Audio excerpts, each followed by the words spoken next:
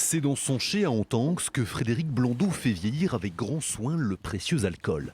Un armagnac essentiellement produit en bio et qui s'exporte dans le monde entier. Parmi les premiers pays importateurs d'armagnac, la Russie a marché jusqu'ici en plein développement. Sauf que l'actuel conflit avec l'Ukraine devrait changer la donne. Ce producteur landais va devoir s'adapter. Ça fait partie des marchés sur lesquels on misait, mais bon, après, si ce n'est pas la Russie, ça sera sur d'autres marchés.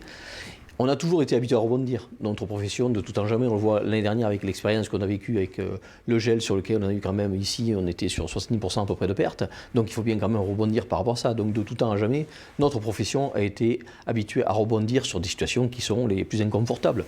Une filière qui s'inquiète des conséquences économiques du conflit en Ukraine. Certains producteurs ou négociants landais sont présents sur le marché russe depuis 20 ans. Et l'armagnac, comme beaucoup de produits européens, pourrait être boycotté par la Russie.